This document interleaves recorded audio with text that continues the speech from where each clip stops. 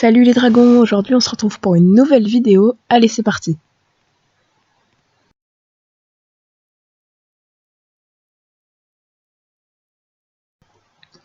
Vous connaissez peut-être Zelda Breath of the Wild. Si c'est le cas, voici 5 trucs et astuces pour vous aider dans votre aventure.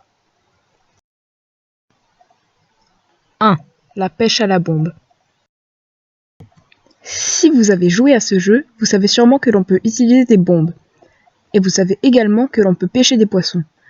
Mais c'est énervant de les attraper, ils vont vite, ils vous filent entre les doigts et on gâche toute son endurance pour les attraper.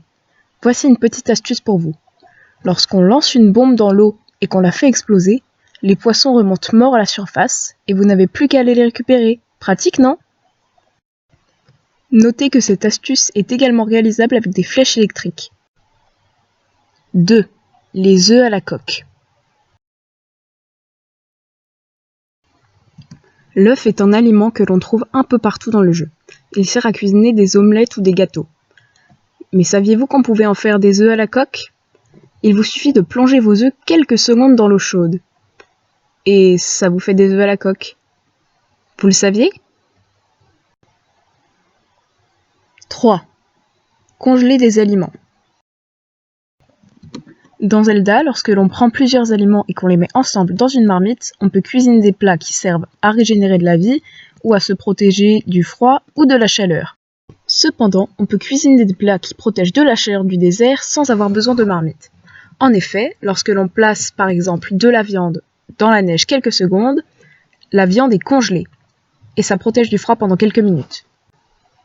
4. Réparation des armes rouillées. Dans le jeu, on peut trouver des armes rouillées, mais elles ne sont pas très avantageuses. Elles se cassent vite et n'ont pas une très grande puissance. Mais on peut les réparer.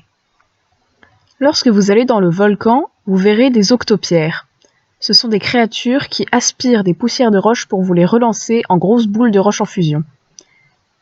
Si vous lancez votre arme rouillée sur ce monstre pendant qu'il aspire des roches, il l'aspirera et vous la rendra toute propre.